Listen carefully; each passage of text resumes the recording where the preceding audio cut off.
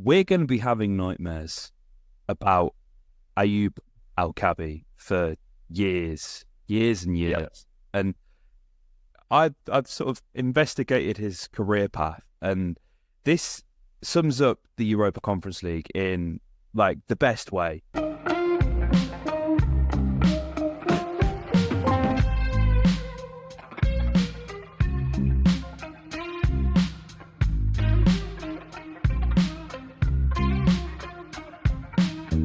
Hello and welcome back to the Villa Filler podcast. I am here as always with my good friend Dan Wiseman. Dan, better late than never. Olympiacos 2, Aston Villa 0. Our Europa Conference League campaign has unfortunately come to an end. How are you doing, mate? The dust's obviously settled, hasn't it? But I think it's still a pretty open wound, isn't it? It is, mate. It is. It's a funny kind of part to the season, really. I think we're at a really kind of weird point where I think everyone's kind of just ready for the end of the season, for the final whistle, for the curtain to fall, for us to kind of know our fate. I think that there's a lot of teams that it just feels that we're at that point in the season where there's just been so much football, so many games this year that it's not just the players it's taken a toll on. It's the fans, it's the media. Like, I watched the United Arsenal game today, and you look at like not only the names in the United team, but like the pace of that game and the kind of the standard of it generally. It was such a drop off from what we usually expect, and so I think across the league, there's so many teams right now that are just kind of limping towards the finish line. And a shame we couldn't get it done on Thursday night. But to be honest with you, I think once we saw kind of the first 10, 15 minutes, I think that was enough to kind of know that these boys are just so tired. And so, yeah, it's been a busy few days. As we said, we apologise for not coming to you guys sooner than you are obviously there in, I was going to say Athens, Perez, for the games. Made it there just in time, I believe. So you've done a hell of a lot of travelling. It's been a busy weekend for us both, which explains the late podcast. But this is where it's good. We've got an extra 24 hours. Monday Night Football gives us, another 24 hours of R&R. But yeah, for the two of us, at least it's been a busy old weekend, mate. Yeah, mate, it has. It absolutely has. The boys definitely need that rest, but it was a crazy journey, man. When we obviously we were in Lille for the quarterfinal, and we were sort of praying as the results were coming in that it would be Olympiacos over, was it Besiktas that was in the other tie? Fenerbahce, that's the one. We were all hoping for the trip to Athens, Piraeus over a trip to Turkey, because that would have been an experience, to say the least. But yeah, so the next morning, we've the group of us that have been going away in Europe, there's about 8 of us. We sort of looked at our flights, found the right times, right, book. And my old man, because we were looking at all sorts of different dates and stuff like that, we just got a bit confused and accidentally ended up booking the flights for the day of the game. And we booked them through some fucking dodgy travel company called eDreams that were just useless. I couldn't cancel, couldn't get a refund, couldn't change dates, couldn't change time, nothing. Literally, so unhelpful. So we were at this point where we were like, we're going to just have to firm it and not go, because it's not possible. We'd both obviously forgotten as well. So the flights we booked, by the way, just for context, had us arriving at like 10 to 6 or 7, around that time. So we were like, the game will literally kick off at 8 o'clock, so we're not going to make it. We'd forgotten about, obviously there's a 2-hour time difference, so the game was actually locally kicking off at 10. So sort of made the last minute decision that it would be like possible to get there. Very small time window. We'd all going well, no delays. We would land and we would have just over 3 hours from the moment wheels touch the ground to get through passport control, get in an Uber, get to the Panathinaikos Stadium, where the Olympic Auditorium where the Villa coaches were, and take us to Piraeus. But of course, nothing goes smoothly, does it? We woke up on the morning, ready to head down to Gatwick Airport, and the hotel that we'd booked, apparently we booked that for the wrong day as well. So it was off to a great start. Thankfully, the payment didn't go through. So, kind of a dub there. I think Dad's going to have to cancel his Booking.com account, though, in case they try and charge him. Had to book a last-minute Airbnb. On the drive down to Gatwick, somebody nearly takes us out right by the airport, not looking as them sort of crossing lanes. So there was that. And then naturally, as always happens when you're going on a holiday or whatever, the flight was delayed by an hour. So we were very stressed and not sure that we were going to make it. AVFC support as well, by the way, need to put them on blast, because we inquired, I say we, a friend inquired for us while we were in the air about the coaches, and they were so useless.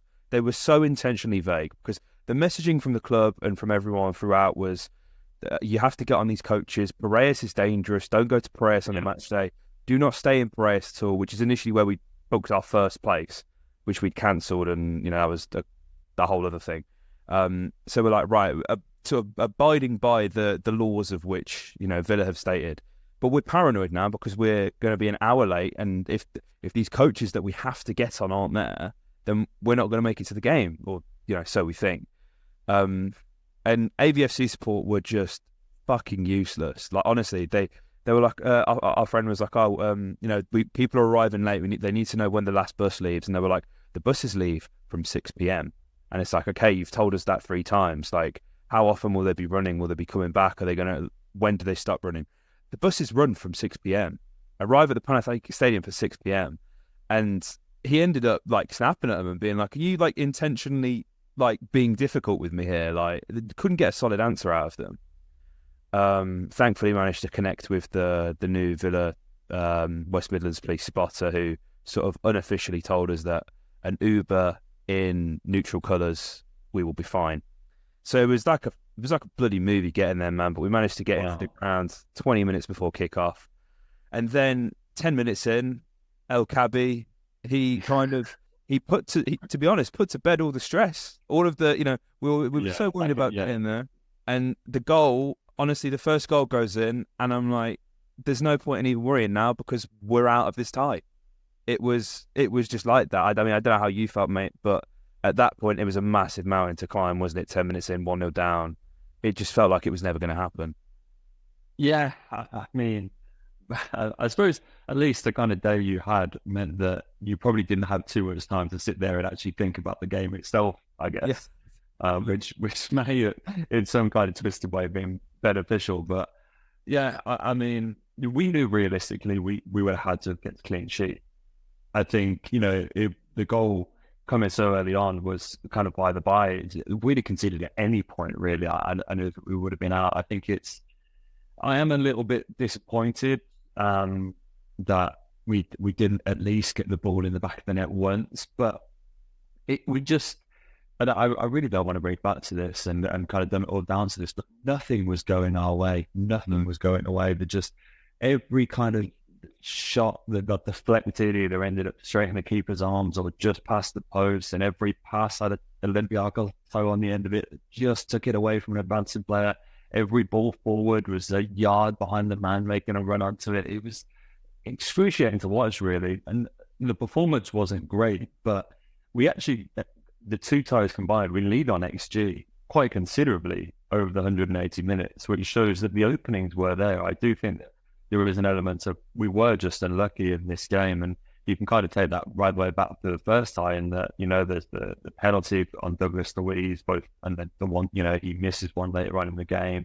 There's the deflected shot, which goes in. There's, a really narrow VAR decision for the first goal. Like, despite the kind of massive scorelines, if you just changed a few margins over the course of the 180 minutes, there's a chance that they'll get through. But I think, we have to give Olympiacos their flowers. The better team over the two legs has undoubtedly gone through. The side with more energy, with more verve, the side that, we were looked rocked on so many occasions, and not too many teams have done that to us, really. And I think the way that they approach those games, got to give Mendilibar huge amounts of credit. I mean, this Europa Conference League run has done absolute wonders for kind of his credit as something of a master now of knockout competitions, particularly on the continent. So, yeah, you really have to tip your hat to what they have going there and say that, pound for pound, they've gone up with a side that, with a squad that far outweighs theirs in terms of transfer values and everything like that. There's big names littered throughout their squad and only a couple to pick from out of theirs, and big names is a push, really. And so, yeah, they set up really, really well. They knew exactly what they had to do and they executed it perfectly. And as you say, to kind of get that goal so early on just really took the wind out of our sails. And you kind of felt that, from that point, we knew it really. I think to win it in 90 would have been difficult for Villa. I kind of had it as, well, you know what, if we can take it 2-0, get to extra time, and to be honest with you, get it done on penalties, you had to back Villa and more Emi Martinez in that situation.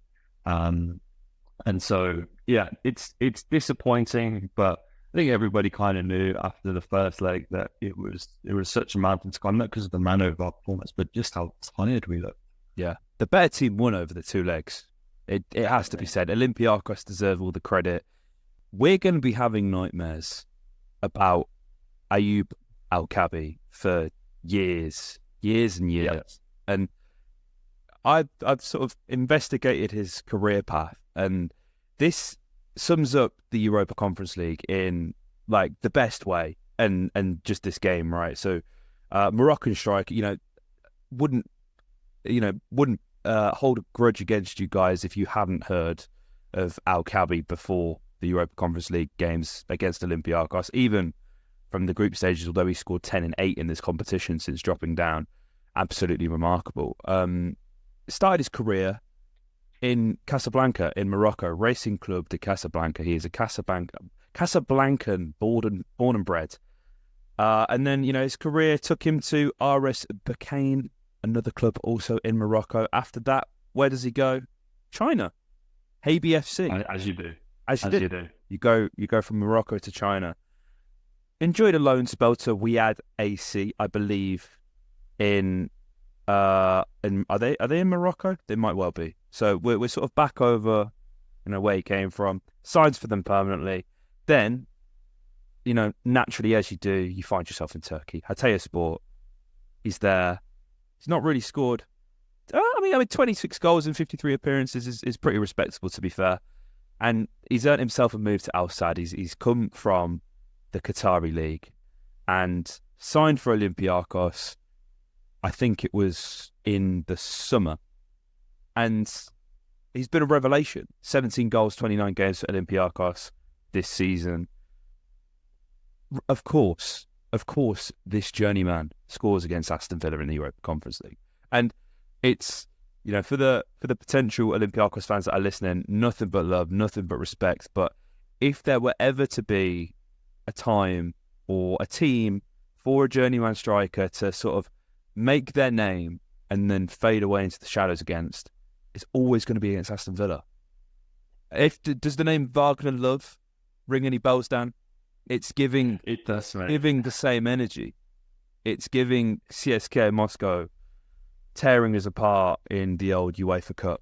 I mean, again, got to give him the credit. Got to give him and Olympiacos the credit. It's all love, but we're never going to hear of this guy ever again. Never. He's going to fall off the face of the earth. It is remarkable, mate. It is. I believe now he's scored more goals this season than any other player in Olympiacos history. So, I mean, what I can't... And like, putting the kind of Villa side to it, out of my mind for a second, this is what the Conference League was created for, is to give a platform for these teams, a platform for these players. We've given, you've like El-Kabi, this kind of probably the best moment in his career on a European competition to put, and now Olympiacos have the opportunity, and the way that they played, you almost have to back them to do it, to go and lift their first ever European trophy in their neighbour's backyard. I mean, it's amazing. And like, it's a, bit in my personal bias aside, it is a great narrative for him kind of to have this moment, 30 years old, find his peak, and he semi-final against a Premier League team, as I said, to put Olympiacos into a European final in Athens, like it's amazing. It really is. And so it was utterly excruciating for the 180 minutes. And it was, but you almost, like, now, as you say, the dust has settled, we're coming at this on Sunday. There's a reason why I didn't feel compelled to do a solo pod after the game on Thursday.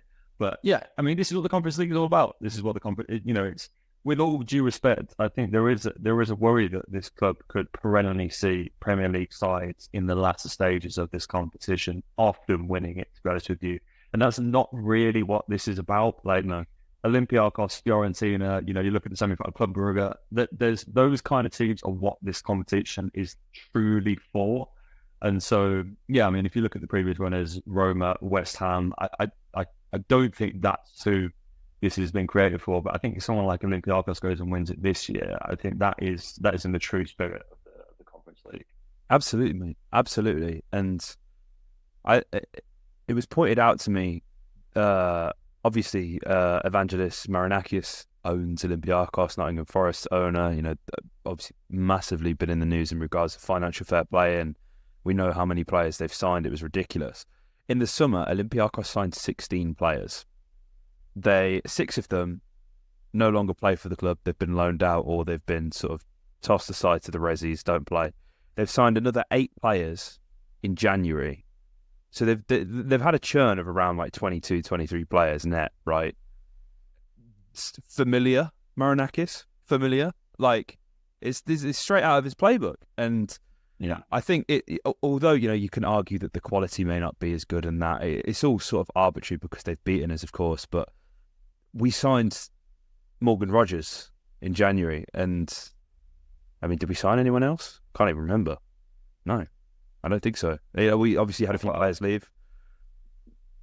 Apart from Costas, who won't arrive until the summer. It was pretty, and Joe Gauci, who we've not seen. Joe Gauci, of course, yeah. So aside from that, we're like really thin, just with injuries anyway at the moment. And we're now. It'd have been great if we could have signed a couple players to help us, and obviously they dropped down from the Europa League as well. So that just goes to show you the level of opposition that there is in European competition.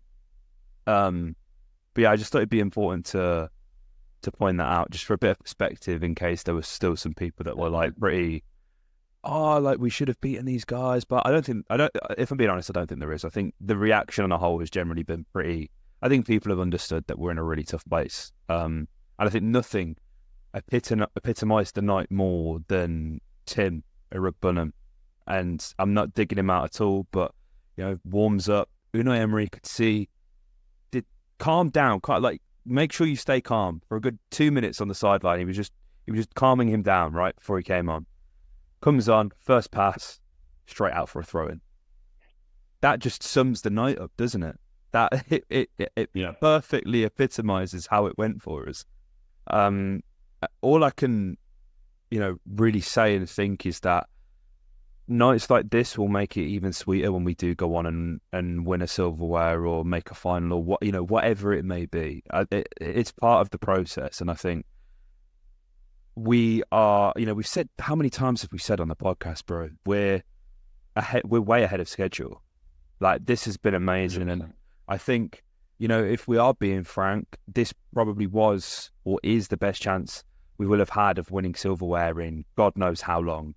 But that isn't to say that we're not going to give it a bloody good go next season and in the following seasons, whatever competition that may be, Carabao, FA, Champions League maybe.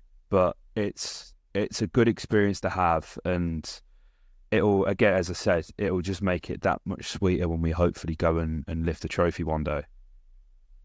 That's the plan, mate. That's the plan. I think, the one thing that I hope this has given us is, regardless of whether we fall into the Europa League or Champions League next season, that there's no team really have we just barrel rolled, that we just rolled over, tossed aside, and had the complete, Alkmaar away is probably the only time that we've really had it easy. And that was it. Yeah, that was it. Both of the games against Zrinjski Mostar were a real slog Ajax away was tough. Ajax at home we did well, but we really need that first 90 to kind of figure them out. If nothing else, I hope that this run has really opened our eyes into no one can be underestimated in the Champions League or the Europa League. All of these sides on the continent are really battle tested. They've got far better players than we give them credit for. They're very tactically adept and know exactly what they do to go and knock off some giants, basically. And so it is interesting in that whilst there is a part of it that goes, at least we should now never take a side for granted. We've seen how hard European competitions can be. There is a flip side to it to say that any team that we've played on this run, really, if you meet them in the Champions League, any team that we played on the Conference League run, that is, has to be 3 points if you're going to take yourself seriously in that competition. And so that shows really the kind of step up that we'll be taking, whether that's in the Europa League or the Champions League next season. Any team that we've faced, really, if you really want to consider ourselves at main stage, show that we deserve to be in that competition, has to be 3 points. And so a lot of learning, a lot of soul searching, but also I do, if we are going to show that we can compete at that level, we've definitely got to step our game up, because playing on the continent has not been easy for us. No, it's not, mate. It's not. And, as I say, Lille and Olympiacos, I believe, both dropped from the Europa into the conference. So that's the next step. And obviously where we're at and where we're hoping to be come Sunday evening is the Champions League. And that kind of leads me on to a point that you've raised quite a lot recently, mate. Is it a bridge too far right now? I think the difficult thing for me is you can't level up without the revenue, and you only get that in the Champions League. But we are at severe risk right now, even with a full-strength, fully fit squad, the likes of Emi Buendia, Boubacar Kamara, Tyrone Mings, whoever it may be that's injured, back, and obviously additions, as Newcastle were, of getting grouped. And the group stage of the new format of the Champions League is even longer, even more grueling. Group games end in January, which, what happens in January? FA Cup games. So fixture congestion will only get worse against superior opposition because, again, should we qualify, hot four, so you can guarantee we'll be going away to the Bernabeu, the Nou Camp, Signal Iduna Park, wherever it may be, which will be just the best experience. But when I say to you, how good does it sound going to the Bernabeu and losing 3-0 and Jude Bellingham, of all people, scoring a hat-trick and doing that right in front of the away fans, and hitting us with a cheeky keep right on in his caption at full time, all of a sudden the Champions League sounds like a fucking miserable experience, doesn't it? Mate, you really do have to be careful what you wish for, because I'm sure we all sit here now and go, it doesn't matter, it's the fact that we're there and everything like that. But I think that would quickly grow tiresome, particularly over 7 or 8 group stage games. And so, we really do have to be careful what we wish for, really do, because, one thing I dare say, and I was kind of having a chat with some family and some friends over the weekend, and a really interesting point was raised in that we as a fan base really had to look at the man that will be in the opposite dugout on Monday night. And Jurgen Klopp has been labelled as a perennial, complainer, a moaner about fixture congestion and everything like that. We have had a taste this season of perhaps just exactly what he's upset about. You can perhaps start to understand that, given how grueling this campaign there has been for Villa, if we were playing at 12:30 on Saturdays and stuff like that, then maybe over an extended period of time, that would grow a little bit tiresome. And so I think it's very easy to, when you're on the outside, be like, wouldn't it be amazing to be in Champions League playing all these teams, and then you get to see all these amazing players and clubs like come to your stadium and vice versa. You get to go away. I think, very quickly, it can. And one thing that this fan base generally isn't very good at is taking a loss on the chin, looking at it for what it is. Yeah. We are not the type of fan base to go, you know what, Barca can hit us for 7 or 8 tonight. It doesn't matter. It's just the fact that we're here. We don't really do that. We have a very big club mentality, and for what it's worth, I think rightly so. But I think whilst we kind of look at it now, go, wouldn't it be amazing, to be in the Champions League? And God forbid this doesn't happen. We pulled someone like Bayern Munich, Real Madrid, Barcelona in the group stages, and they had the 5 each time. That's not going to be very funny. And so, yeah, I do think there's an argument whereby I think if you slowly build yourself up through the ranks, it can be better. And you're going to have to sacrifice at least one competition next season. Newcastle's season has definitely picked up since they got out of the Champions League, and that's no coincidence. Yeah, you're right, mate. It's going to be tough. And, I mean, there's still 2 games left in the Premier League, obviously, which are going to be even tougher just to make sure that we can try and qualify. I honestly, and this isn't like me, guys, I'm not feeling very confident for these next 2 games. I think it's very plausible that we don't win another game before the end of the season. And I hate to be a negative Nancy. It's just how I feel, guys, if we're being brutally honest. I think the last win of the season that we're going to be able to have enjoyed will have been that win at home against Bournemouth. It's Liverpool. It's Liverpool. And no matter what happens, they're still a phenomenal team, capable of doing anything on their day. And, you know, there are the issues with Salah and Klopp and Nunez and everything that's going on at the club right now. Something clearly isn't right at Liverpool Football Club, it's fair to say.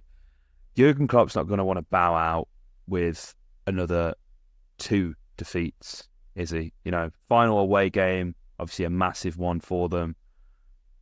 This is going to be really tough, mate. It's a very interesting game. It's a very intriguing game. I think these kind of the last few games of the season, particularly the mid-side that have been in Europe, are kind of blown wide open. And as I said for the Brighton game, to be honest with you, whoever has the most legs on the day, whoever can field a lineup that's as close to their full strength team as possible, whoever gets luckiest with injuries, wins.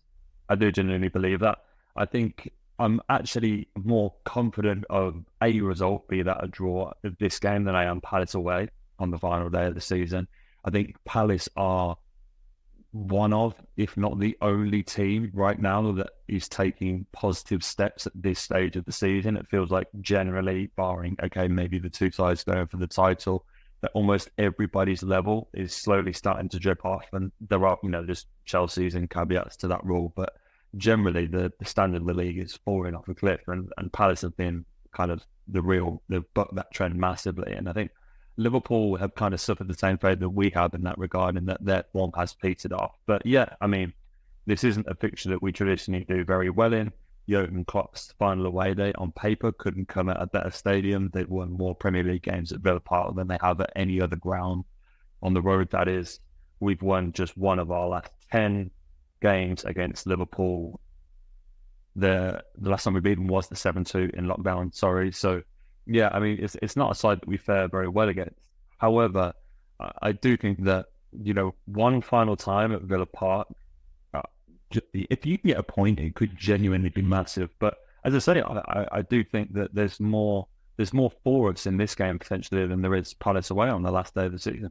Yeah, absolutely. And we need that point just to end Spurs' top 4 hopes, really. Obviously, we have a superior goal difference, so even if we did lose, you would imagine, unless we get hammered in both of our games and Spurs score an ungodly amount of goals against Manchester City and Sheffield United on the final day, which of course is possible, it looks like, you know, 4th could and should be ours. But Liverpool looked really good in this game against Spurs, didn't they, mate? You know, they kind of took their foot off the gas after their Harvey Elliott goal, you know, the 4th goal. Spurs came back into it a little bit, showed that they had a little bit of fight to give still, but this was Liverpool looking more like their usual self than anything else recently. Obviously, they struggled at West Ham, didn't they? They lost to Everton before that. Not too long again before that, they crashed out of the Europa League to Atalanta, who, wow, what a team. But it's, who knows how this one's going to go, mate? Who knows? I think the only thing I could say for certain is that Salah's going to score, because I've taken him out of FPL a couple of weeks ago, and it just seems like the game where he's going to get the business done. How do you see this one go? You've alluded to a draw, mate. I think we're looking really tired, aren't we? So if we can get a draw, that would be phenomenal. I don't think we're going to score many goals, though. So where do you think that leaves us, man? Well, I think that's the problem, mate. That's the problem with Villa right now, is that I don't think we've got the legs to go and put 3 goals past the team. And at the other end, we look, far more likely than we ever have at any point this season to go and concede 3. And so you do the maths, right? It's tough to predict a win kind of in those circumstances. You have to just hope that there is kind of,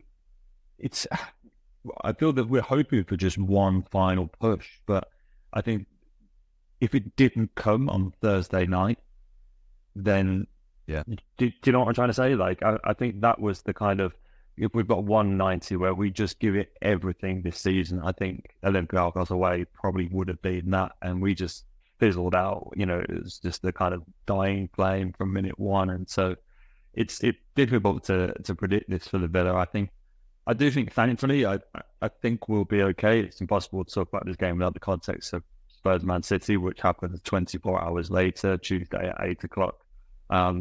Spurs fans are they're singing second chance, ahead of this game. Like, there is a real narrative that, Spurs fans genuinely would rather lose this game to help City on their push for the title than win it. I think, I've seen a lot of, one thing I will say to all this, I've seen a lot of Villa fans sort of, looking at it all doom and gloom, saying, yeah, Spurs are going to do it, I can see it, and all this sort of stuff. And I haven't seen from their last few games what everybody else seems to be saying to think Spurs are capable of putting that on. Yes, they beat Burnley, but they needed to do it. It's a goal from their centre half in the 82nd minute to do it. It wasn't, if they'd have strolled out on that pitch, put 4 past them, kept a clean sheet and relegated Burnley, I would have been like, okay, yeah, we need to be on watch. But I mean, it wasn't an all-time performance. They did their lap of honour after the game. I think it says a lot about where Spurs are mentally. And so, look, I'm not ruling it out. I don't want to be clipped up at the end of the season. What I'm saying is I haven't seen those signs yet from Spurs to say that, yeah, we really need to be worried here. And whilst City famously have a terrible record at the Tottenham Hotspur Stadium, and that does need to be prefaced, it would have to take a Herculean effort from Spurs based on what we've seen recently to get 3 points there. And so, yeah, I think that's worth mentioning. As for the Villa, it's luck of the draw, mate, but it's going to be very difficult. It is. I think City are on 21, 22 game unbeaten run in the Prem. Something crazy. We know City don't lose in this time of the season, so that's kind of all we've got to hope for, really, that City just turn up and do what City do at the back end of the season. But I wouldn't worry too much about it, to be perfectly honest, because although the revenue differences are significant, and I really want top 4, do not get me wrong, there's just a part of me that thinks the Europa League is a somewhat easier transition back into, hopefully regularly competing for European football, second consecutive season, of course, than the Champions League would be. But don't get my words twisted, guys. I absolutely want to see Aston Villa in the Champions League, and I think it's more important for the club off the field that we do so. But I think sort of on the field, the Europa League is probably a tastier proposition. With that being said, mate, I'm going to predict, I don't want to, but I'm going to predict a 2-1 Liverpool. Yeah, I have to go with you on that, mate. I don't think I've ever called on this podcast and predicted a loss. No. And so, it feels crazy to get to sit on the pledge of the eve of Champions League football and predict a defeat. But yeah, maybe let's get a draw. Let's get a draw. Let's do it. One last push to get, to completely flip everything I've said. Although Europa League might make more sense, we may never get a better opportunity to qualify for the Champions League. You imagine that one of the traditional top 6, Newcastle as well included, will kind of buck their acts up and be in amongst this kind of push next season. So maybe we might make the most of us we can. So let's go. I will say a draw, mate. I'll say 2-2. Positivity. Let's go. Get it done. The atmosphere at Villa Park will be insane if we sew that up. So guys, if you enjoyed this podcast, let us know by leaving a like, comment your thoughts below, and subscribe for more. Up the Villa.